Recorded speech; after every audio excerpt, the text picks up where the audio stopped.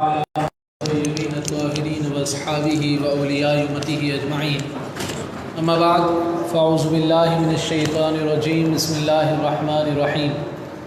وَلَقَدْ آتَيْنَا إِبْرَاهِيمَ رُشْدَهُ مِنْ قَبْلُ وَكُنَّا بِهِ عَالِمِينَ. صدق الله العظيم. مولاي صل وسلم دائما أبدا على حبيبك خير الخلق كلهم. سامعین محترم، آج ہم نے نماز تراویح میں 17ویں پارے کے 3 پاؤں سے 18ویں پارے کے آدھے پارے تک سماعت کیا ہے. اللہ تعالیٰ سے دعا ہے کہ امام صاحب کا پڑھنا ہم سب کا سننا اپنی بارگاہ میں قبول و منظور فرمائے اور ہم سب کو قرآن مجید سمجھنے والوں میں رکھے. سامعین محترم، جو آیت مبارک میں نے آپ کے سامنے پڑھی ہے، اس میں اللہ تبارک و تعالی حضرت ابراہیم علیہ السلام کا قصہ بیان فرما رہا ہے. فرمایا وَلَقَدْ آتَيْنَا إِبْرَاهِيمَ رُشْدَهُ مِنْ قَبْلُ وَكُنَّا بِهِ عَالِمِينَ. اللہ تعالیٰ نے حضرت ابراہیم علیہ السلام کو ان کی اعلیٰ قابلیت کی بنیاد پر رشد و ہدایت عطا فرمائی تھی.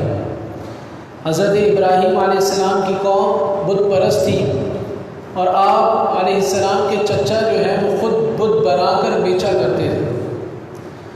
حضرت ابراہیم علیہ السلام بہت تنگ تھے اپنی قوم سے، بہت سمجھایا لیکن وہ قوم نہ مانی. طرح طرح سے سمجھایا، کوئی چاند کو پوج رہا ہے، کوئی جو ہے ستاروں کو پوج رہا ہے. آپ نے ہر کسی کو سمجھانے کی کوشش کی، لیکن آخر میں آپ اللہ کے نبی تھے، آپ نے ایک طریقہ سوچا، کیونکہ زیادہ تر لوگ جو ہے بتوں کی پوجا کرتے تھے اور وہ طریقہ اس قدر کمال ہے کہ ہمارے لیے اس میں بہترین درس ہے. حضرت ابراہیم علیہ السلام کی قوم ایک دن میلے کے لیے نکلی. میلہ لگا تھا کسی جگہ پر، تو پوری قوم چلی گئی اور اپنے بت خانے میں جو ان کے بت تھے وہ سارے موجود تھے. حضرت ابراہیم علیہ السلام نے ان کے جانے کے بعد کیا کیا، وہ گئے بت خانے اور جا کر سارے بت توڑ دیے. جو سب سے بڑا بت تھا اسے چھوڑ دیا اور اس کے ہاتھ میں اس کے کندھے پر کلہاڑی رکھ دی. اب جب قوم میلے میں سے واپس آئی، جیسے آ کر دیکھا کہ بت تو ٹوٹے پڑے ہیں، تو آپس میں مشورہ ہوا آخر کون ہو سکتا ہے.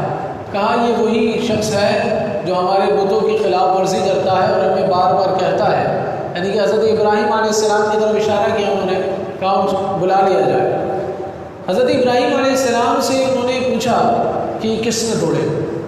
کہا مجھ سے کیا پوچھتے ہو، انہیں سے پوچھو، بلکہ جس کے سر پہ کلہاڑا رکھا ہوا ہے اس سے پوچھو، اسی نے توڑے ہوئے. تو ان سب نے جواب دیا یہ کیسے توڑ سکتے ہیں، یہ تو توڑ ہی نہیں سکتے. تو حضرت ابراہیم علیہ السلام نے فرمایا جب تم عبادت بھی اس کی کرتے ہو، جب تم پوچھتے بھی اس کی ہو، تم کہتے ہو مدد بھی یہ کرتا ہے، اب جب پوچھنے کی باری آئی تو تم کہتے ہو یہ لاچار ہے، تو تم عبادت کیوں کرتے ہو. اللہ اکبر. حضرت ابراہیم علیہ السلام نے جب یہ سوال ان کے سامنے کھڑے کیے تو وہ جواب دینے سے لاچار ہو گئے. تو پھر اس کے بعد جو ہے وہ قصہ آگے بڑھتا ہے کہ انہوں نے طرح طرح کی جو ہے تکلیفات میں حضرت ابراہیم علیہ السلام کو گھیرا. یہی تو ہوتا ہے جب جاہل آدمی کو آپ سمجھائیں گے نا، جبھی تو کہا گیا کہ جاہل آدمی سے گفتگو بھی نہ کی جائے، وہ بولے نا سلام کر کے وہاں سے نکل جائے. اگر آپ اس کو سمجھائیں گے یا اس سے بحث کریں گے نا، وہ آگے سے آپ کی زندگی خراب کر دے گا. آپ کو تو چھوڑے گا ہی نہیں، بلکہ آپ کو کبھی نہیں چھوڑے گا، ہر وقت وہ آپ کے پیچھے لگا رہے گا. اسی لیے کہا جاتا ہے کہ جاہل آدمی سے گفتگو کرتے ہوئے 1000 بار سوچا جائے. تو انہوں نے بھی حضرت ابراہیم علیہ السلام کو طرح طرح کی تکلیفات میں ملوث کیا. لیکن یہاں پر ہمیں ایک سبق دیا گیا. اب بہت سے لوگوں نے یہاں پر ایک اعتراض کیا کہ حضرت ابراہیم علیہ السلام نے جھوٹ بولا. حضرت ابراہیم علیہ السلام نے کہا اس بڑے بت نے توڑا. تو یہ حضرت ابراہیم علیہ السلام نے جھوٹ نہیں بولا تھا، بلکہ حضرت ابراہیم علیہ السلام کو سمجھانا چاہ رہے ہیں کہ جب تم اس پر یقین نہیں رکھتے کہ وہ توڑ سکتا ہے تو پھر وہ تمہاری زندگی کیا بنائے گا جو خود بخود ٹوٹ گیا. تو حضرت ابراہیم علیہ السلام کی یہ انداز ہمیں سمجھاتا ہے کہ یہ بھی ایک طریقہ ہے لوگوں کو راہ راست پر لانے کا. آگے چلتے ہیں تو حضرت یونس علیہ السلام کا قصہ ہے. فرمایا وَظَنُّونِي إِذْ ذَهَبَ مُغَاضِبًا فَظَنَّ أَن لَّن نَّقْدِرَ عَلَيْهِ فَنَادَىٰ فِي الظُّلُمَاتِ أَن لَّا إِلَٰهَ إِلَّا أَنتَ سُبْحَانَكَ إِنِّي كُنتُ مِنَ الظَّالِمِينَ. حضرت یونس علیہ السلام کی قوم جو ہے شرک کے اندر مبتلا تھی، آپ نے بہت سمجھایا وہ نہیں مانے۔ آخرکار حضرت حضرت یونس علیہ السلام نے فرمایا کہ اگر تم نہیں مانتے تو یاد رکھو 3 دن کے اندر تم پر اللہ کا عذاب آئے گا۔ اب آپ نے یہ کہہ دیا، تیسری رات ہوئی تو حضرت یونس علیہ السلام اس بستی سے نکل گئے۔ آپ کشتی میں بیٹھے اور سوال ہونے لگے کہ یہاں پر پوری قوم جو ہے اللہ کی بارگاہ میں گڑ گڑا گئی، یعنی کہ عذاب آنے کو تھا۔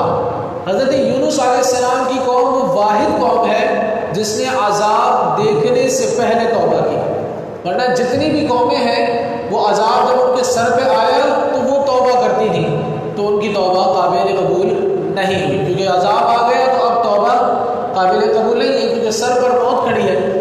لیکن وہ قوم اتنی سمجھدار تھی کہ اللہ تبارک و تعالیٰ نے انہیں ہدایت دی اور وہ وقت آخر سے ذرہ پہلے توبہ کر گئے اور اللہ تعالیٰ نے ان کی قوم کو بچا لیا۔ اب ہوا یہ کہ حضرت یونس علیہ السلام تو کشتی میں سوار ہوئے، لیکن اللہ تبارک و تعالیٰ کی طرف سے آپ کو بھی اجازت نہیں تھی، تو آپ لہٰذا اجازت کے بغیر جب آگے چلے تو ہوا یہ کہ کشتی میں سوار ہونا تھا کہ اللہ تعالیٰ نے مچھلی کو حکم دیا اور اس نے آپ کو اپنے پیٹ میں نگل لیا عتاب کے طور پہ۔ اب مچھلی نے جب آپ کو نگل لیا تو مچھلی کے پیٹ میں پھر آپ نے جملے ادا کیے، لا الہ الا انت سبحانک انی کنت من الظالمین۔ یہ اتنے پاورفل جملے ہیں، کوئی بڑی سے بڑی مصیبت کے اندر مبتلا ہو، علماء فرماتے ہیں اس کا ورد کرتا رہے، اللہ تبارک و تعالیٰ اس کی مصیبت کو فوراً ختم فرما دے گا۔ تو چند دن ایام گزرے کہ اللہ تعالیٰ نے یہ دعا آپ کی قبول فرمائی اور آپ کو مچھلی نے اپنے پیٹ سے باہر کنارے پر نکال کر رکھ دیا، جس سے یہ بات اب یہ نہیں ہے کہ حضرت جو یونس علیہ السلام پر عتاب نازل ہوا، یہ یاد رہے کہ انبیاء علیہ السلام معصوم ہی ہوتے ہیں۔ یہ ایک طریقہ تھا جس سے امت کو کئی درس دیے گئے۔ ایک تو یہ درس دیا گیا کہ کبھی بھی اپنے کام سے جو ہے انسان کو تھکنا نہیں چاہیے، وہ اپنے کام کو ادا کرتا رہے، تبلیغ کرتا رہے، اور دوسرا یہ کہ جب وہ مسائل میں پھنس جائے تو وہ اس انداز میں اللہ تعالیٰ کی بارگاہ میں توبہ کیا کرے۔ اور تیسرا جو سب سے اہم ہے جو کہ حضرت یونس علیہ السلام کی قوم نے کر دکھایا، وہ یہ ہے کہ جب پوری قوم عذاب میں مبتلا ہو جائے، کوئی طرح طرح کی مصیبتوں میں جو ہے قوم پڑ جائے، تو سب کو اجتماعی توبہ کرنی چاہیے۔ اللہ تعالیٰ اس قوم کی جو ہے مقدر کو اسی وقت سنوار دیتا ہے۔ تو اللہ تعالیٰ ہم سب کو یہ جو ہے عظیم معاملہ کرنے کی توفیق عطا فرمائے۔ آگے چلتے ہیں تو سامعین محترم، قرآن کہتا ہے کہ دنیاوی فوائد کے لیے ایمان قبول کرنا یہ قابل قبول نہیں ہے۔ فرمایا وَمِنَ النَّاسِ مَن يَعْبُدُ اللَّهَ عَلَى حَرْفٍ فَإِنْ أَصَابَهُ خَيْرٌ اطْمَأَنَّ بِهِ وَإِنْ أَصَابَتْهُ فِتْنَةٌ انقلب عَلَى وَجْهِهِ۔ جب حضور نبی کریم صلی اللہ علیہ وسلم مدینہ تشریف لے آئے تو بعض لوگوں نے اسلام قبول کر لیا، کس لیے؟ تاکہ دنیاوی فوائد مل سکے، کیونکہ اس وقت اسلام کا عروج تھا تو دنیاوی فوائد بہت زیادہ حاصل ہو رہے تھے۔ لیکن دین اسلام کے جب آگے معاملات بڑھے اور مشکلات ان پر تھوڑی سی آئیں تو وہ پیٹ پھیر کر بھاگ گئے، اور جب وہ بھاگے تو اللہ تبارک و تعالیٰ نے یہ آیت کریمہ نازل فرما دی اور یہ رہتی دنیا تک یہ سبق دے دیا کہ ایسے لوگوں کا نہ دنیا میں کچھ ملتا ہے، ایسے لوگوں کو نہ آخرت میں کچھ ملتا ہے۔ یہ ہمارے لیے بہت بڑا سبق ہے۔ ایسا نہیں ہے کہ معاذ اللہ ہم اسلام والے ہیں تو ہم کوئی دنیاوی فوائد کے لیے، لیکن ہماری نیتوں میں بہت سی چیزوں میں دنیاوی فوائد ہوتے ہیں۔ ہم کیا جب مصیبت میں پڑتے ہیں تو ہی ہم اپنے رب کے آگے سجدے میں جاتے ہیں کہ اللہ مجھے اس مصیبت سے نکال دے، یہ اچھا ہے، لیکن شکر میں بھی جب اللہ تبارک و تعالیٰ ہمیں نوازے اس وقت بھی ہمیں اللہ کے آگے جھکنا چاہیے، تاکہ دونوں معاملات میں ہم اللہ تعالیٰ کے آگے جھکنے والے ہوں اور اس طرح اللہ تعالیٰ ہمیں ہر معاملے میں نوازتا رہے۔ تو یہ ہمیں ہمیشہ یاد رکھنا چاہیے، جب فراوانی ہو، جب خوشیاں ہوں، تب بھی ہمیں رب کے آگے رونا چاہیے، اور جب غم آ جائے تب بھی رب کے آگے رونا چاہیے۔ تو یہ طریقہ کار ایک مومن کو سکھائے گئے کہ وہ اس انداز میں زندگی گزارے۔ آگے چلتے ہیں تو اسلامی ریاست کے اغراض و مقاصد کا قرآن بیان کرتا ہے کہ اسلامی ریاستیں چلتی کیسے ہیں۔ نہ صرف اسلامی ریاست چلانے کا یہ طریقہ ہے بلکہ ایک بہترین گھر چلانے کا بھی یہ طریقہ ہے، بہترین خاندان چلانے کا بھی طریقہ ہے۔ تو غور سے سماعت کیجیے گا۔ فرمایا الذین ان مکناہم فی الارض अक़ामुस सलात व आतुज़ ज़कात व अमरू बिल मारूफ व नहू अनिल मुनकर। फरमाया कि ये बेहतरीन घर कैसे चलते हैं, तो फरमाया नंबर 1 4 चीज़ें हैं। नंबर 1 नमाज की पाबंदी, नंबर 2 निज़ाम ज़कात, नंबर 3 नेकी के कामों का हुक्म, नंबर 4 गुनाहों से रुकना। जब ये 4 चीज़ें इंसान अपना लेता है तो घर भी चलते हैं, निज़ाम हुकूमत भी चलता है। अब घर कैसे चलेगा? अगर आपके घर में हर शख्स नमाज की पाबंदी करने वाला होगा तो अल्लाह तबारक व तआला हर अज़ाब से उसको महफूज रखेगा, क्योंकि एक नमाज से दूसरी नमाज का वक्त जो है, अगर बंदा दूसरी नमाज अदा कर ले तो अल्लाह ताला उसके दरमियान के सारे मामला अपने सुपुर्द कर लेता है। निज़ाम ज़कात में क्या मामला है कि ज़कात वैसे तो फ़र्ज़ है, अगर घर में बनती है किसी के ऊपर तो वो ज़कात अदा करे, और अगर ज़कात का मामला नहीं है तो हर कोई अपने अपने माल में से ज़र्रा ज़र्रा अल्लाह की बारगाह में देता रहे। इससे क्या है, इससे बीमारियां बनती हैं, मुसीबतें दूर होती हैं, नादानी आफात से इंसान बच जाता है, और बुरे लोगों के जो शर होते हैं, जो हमारे पीछे लोग लगे रहते हैं, उनसे भी इंसान महफूज हो जाता है।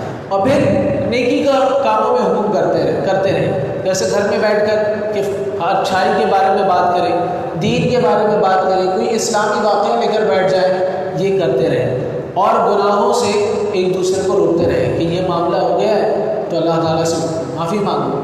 जब ये चारों चीज़ें किसी के घर में उतर जाती हैं, वो घर जन्नत का गहवारा बन जाता है, वो दुनिया में भी कामयाबी और आखिरत में भी उनके लिए अजर ही अजर है। तो ये 4 चीज़ें अल्लाह ताला मुझे और आपको, हम सबको अपनाने की तौफीक नसीब फरमाए। सामईन मोहतरम, आगे चलते हैं तो उम्मत मोहम्मदिया की फ़जीलत अल्लाह ताला बयान कर रहा है। ये इस कदर कमाल की उम्मत है कि अल्लाह ताला बरोज़ हशर दिखाएगा कि इसका मकाम क्या था। लेकिन किस वजह से? वजह ये कि जो हमने पहले सुना था, ये अच्छाई का हुक्म करते हैं, बुराई से रोकते हैं, और तमाम बुरी बातों से, बुरे मामलात से ख़ुद भी बचते हैं, और नेकियों में ज़्यादा से ज़्यादा जस्तजू रखते हैं। जब ये तीनों चीज़ें एक बंदे के अंदर आ जाती है तो वो फजीलत वाला हो जाता है। अब फजीलत क्या है ये भी सुने। फरमाया लियकून रसूलु शहीदन अलैकुम व तकूनु शुहदा अलन नास फ़अक़ीमुस्सलाह व आतुज़ ज़कात व अतसिमू बिल्लाह। जब क़यामत के दिन साबिक़ा अंबिया अलैहिस्सलाम अपनी उम्मतों पर गवाही देंगे कि हमने इन्हें अहकामात पहुँचा दिए थे, तो वो उम्मतें इनकार कर देंगी। उस वक्त उम्मत मोहम्मदिया को हुक्म होगा और उम्मत मोहम्मदिया गवाही देगी कि अंबिया किराम ने अहकाम पहुँचा दिए थे। इस तरह उम्मत मोहम्मदिया की फजीलत ज़ाहिर होगी। दोस्तों, ये क्यों बात की जा रही है? वजह क्या है? ये उम्मत मोहम्मदिया ऐसे कैसे पिछड़ी उम्मतों के हवाले से गवाही देगी? कभी गौर किया इस मामले में? ये रोंगटे खड़े करने वाली बात है। ये उसी वक्त होगा जब उम्मत मोहम्मदिया कुरान समझती होगी, जब उम्मत मोहम्मदिया को कुरान के बारे में पता होगा, उम्मत मोहम्मदिया कुरान के सारे मामलात पर अमल करती होगी। लेकिन कुरान जाए, आज तो हमारा मामला ये है कि हमें पता ही कुछ नहीं है, हम कुरान की तरफ बढ़ते नहीं हैं। हमारे लोग कुरान, जहाँ कुरान की महफिल होती है वहाँ से उठ के भाग जाते हैं। तो हमें आज हमारे लिए लम्हा फिक्रिया है, हम इस फजीलत को पाना चाहते हैं या नहीं, हमें खुद से सवाल करना चाहिए। हमें कुरान मजीद समझने की महफिलें घरों में भी सजानी चाहिए, और जहाँ भी कुरान मजीद समझाया जा रहा हो वहाँ लाजमी शिरकत करनी चाहिए, क्योंकि उम्मत मोहम्मदिया की फजीलत ही ये है कि वो कुरान समझेगी, और कुरान जब वो समझने वाली होगी तो वो पिछली उम्मतों पर गवाह बनेगी ना। क्योंकि हुज़ूर अलैहिस्सलाम ने जो पिछली उम्मतों के हवाले से खबर दी है वो कहाँ है? कुरान में है, हदीस में है। जब कुरान और हदीस पढ़ा ही नहीं होगा, समझा ही नहीं होगा, तो उन लोगों में हम शामिल होंगे कैसे? ज़रा ये तो सोचें। जब उन लोगों में हम शामिल नहीं होंगे तो कुरान के इस कौल में हम है ही नहीं। जब है ही नहीं तो हम कहाँ होंगे? तो हमें डरना चाहिए इस बात से और अपने मामलात को दुरुस्त करना चाहिए। इसीलिए इसी आयत के आखिर में फरमाया कि अब जब उम्मत मोहम्मदिया को हम फजीलत दे रहे हैं तो उम्मत मोहम्मदिया को चाहिए कि वो नमाज कायम करे, वो ज़कात अदा करे, हर हाल में ज़कात दे, और फरमाया अल्लाह के दीन को मजबूती से पकड़ ले, अल्लाह ताला पर मुकम्मल भरोसा करे। इन 4 चीज़ों को अपना ले।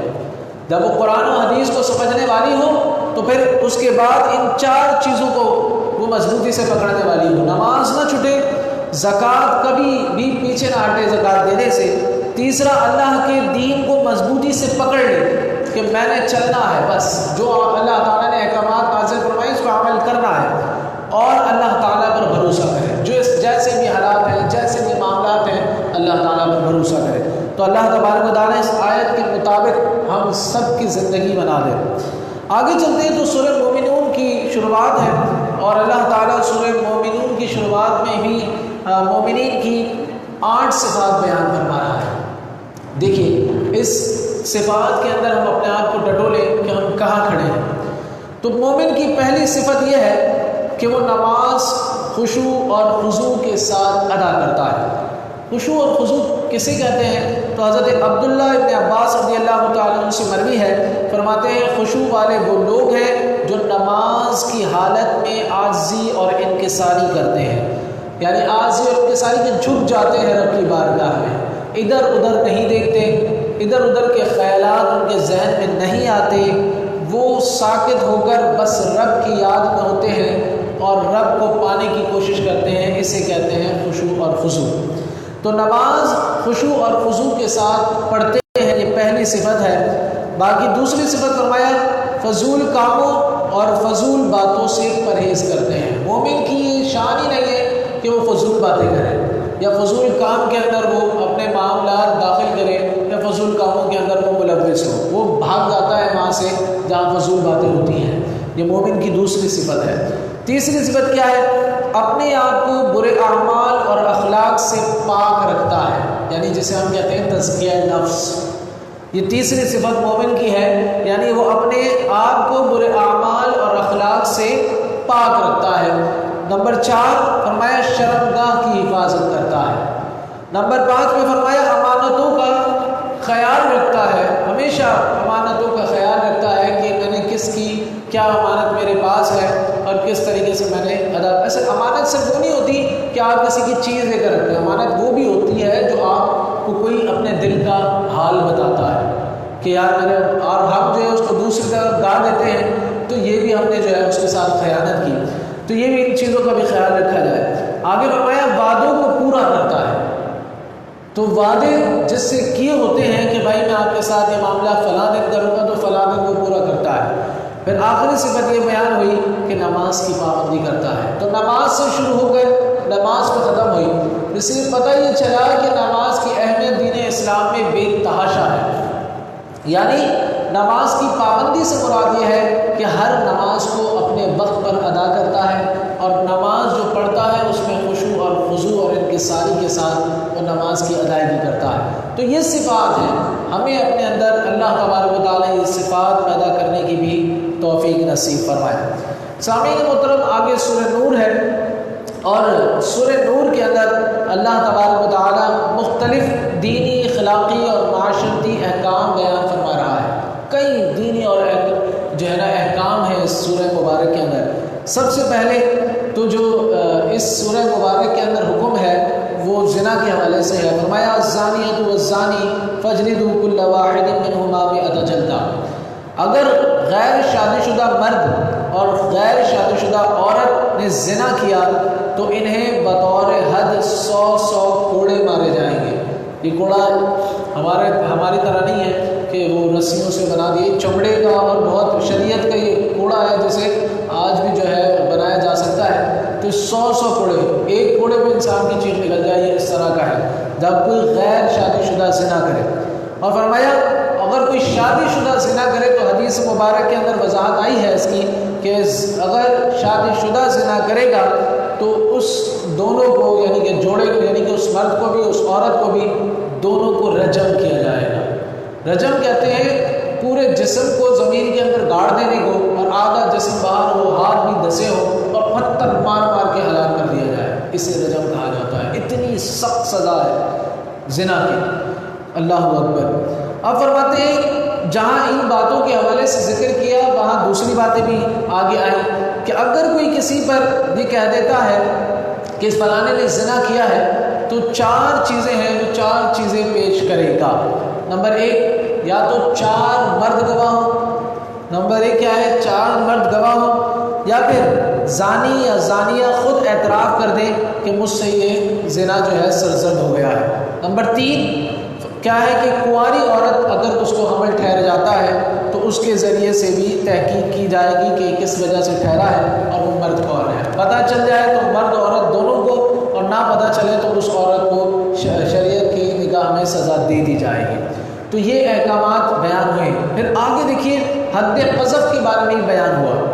یہ تو زنا کے معاملات میں جو سامنے جنہوں نے دیکھا ہے وہ سامنے آئے ہیں۔